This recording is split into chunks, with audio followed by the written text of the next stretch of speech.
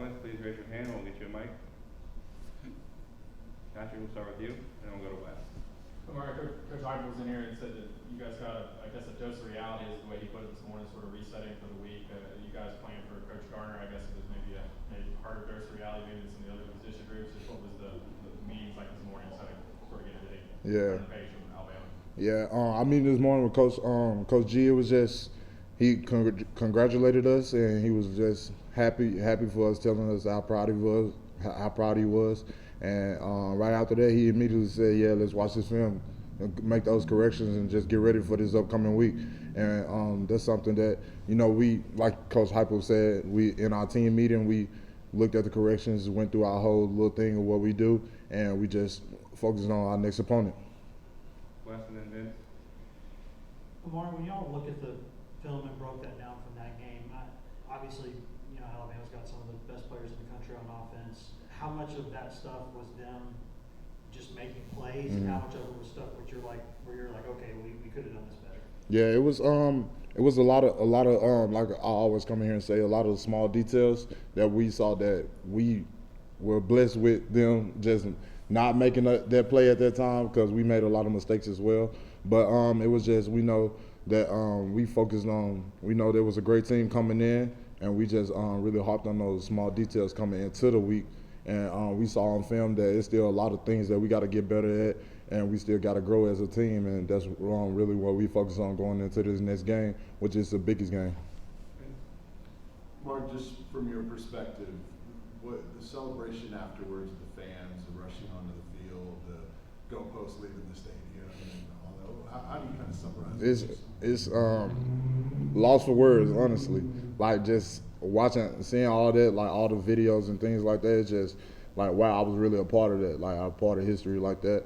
And it was just, it was amazing. Just in that moment, like just sitting there, like I'm on field goals, so like just sitting there, I had so much confidence in Chase, and just, I don't know if you watch the video, you just see me as soon as the kick, like I didn't even look at the ball, I just ran straight to the student section. That's how much confidence I had in Chase, and it's just amazing. It's like you lost for words in that moment. And talk about chasing Bryce Young in that game where he was so elusive, but you guys continue to stay after him. Talk about that. Right, he's just Bryce is a great player. His field, like people ask me after the game, I'm like, his field awareness is crazy. Like just knowing like people chasing him and just be able to move and stuff like that. It was just, but we know that's something that we harped on. We didn't know who was playing going into the week, so we just focused on just getting ready for both quarterbacks. They both mobile, both great quarterbacks, and we just really focused on being able to affect the quarterback in the game. We'll go Paige, Adam, and then Reese. Back here, similar to Vince's first question about the fans and how loud it was. During the game, did you notice, could you feel how loud it was? I mean, this has to be one of the more fun times you're playing for KC. Yeah. Oh yeah, you definitely feel it for sure. You feel it. You just in that moment, but you in the game for business. You there. You trying to win the game. You're doing everything to block out, especially like just making sure we hearing the linebackers talk, the D line talking to each other. But yeah, you definitely hear it in the game, and just when the fans are helping us like create negative plays, just offsides and different things on their offense, it's a good feeling to feel. Still got half of a regular season left. Mm-hmm. What can players do to make sure this isn't the peak of this season? I'll say a small thing that a lot of us have been talking about now is just being in the training room.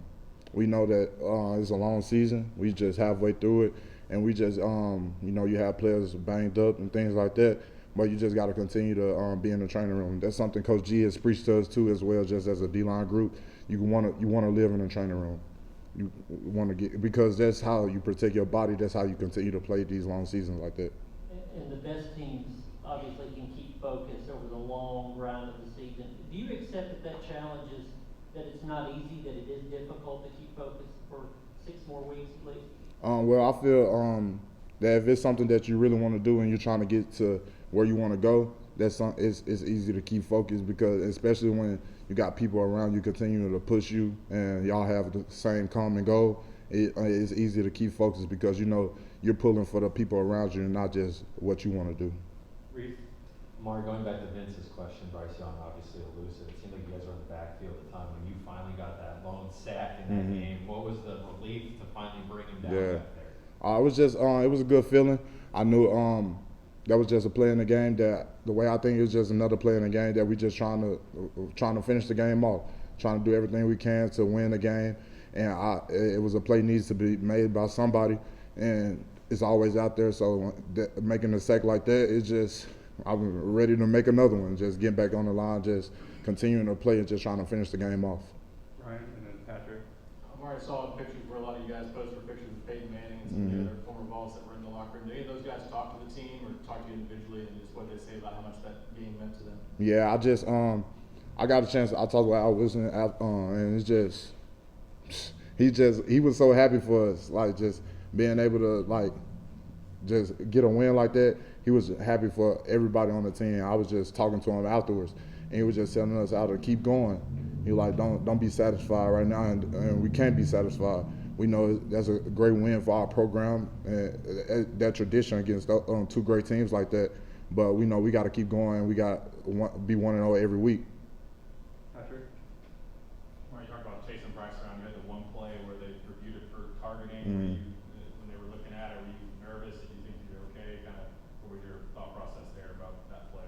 Yeah, in that play, it's just we go out here every week. We not trying to physically and purposely hurt anyone. Like it's just a true football play. Like I didn't try to purposely hurt them or anything like that.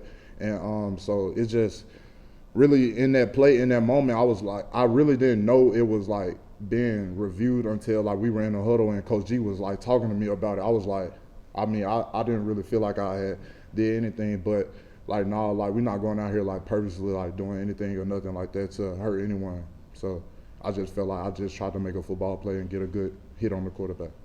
Two more. We're going to Vince and we'll finish with Eric. More the offensive line play is incredible.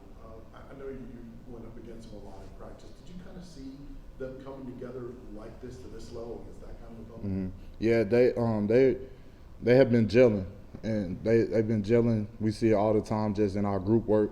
They just always encouraging each other. They always pushing each other to do better, and they always just coaching each other up. And I feel like that's something that they're doing good at. They just playing for each other, honestly. That's what we're trying to do as a team, just continue to play for each other. Eric, last question. Omari, you get the big win against Alabama, okay? And in 2 weeks you got back in SEC play with Kentucky, Georgia, and so forth. As a leader on this team, what's the challenge about this week to continue the same preparations and to play at a high level? Oh well, we look at every week. We not worried about. We look at our next opponent. We UT Martin is our next opponent, and we're coming in. They're a good team. They do a lot of good stuff. We already started watching film on them, and we just have to come in ready to play. We know we trying to go 1-0 every week, so we know we come in. We got to do what we got to do. We got to lock in on all the small details, focus on everything that they do, so that we able to go 1-0 and just be able to go out there and play hard. Thanks, Omari. Thanks, everybody.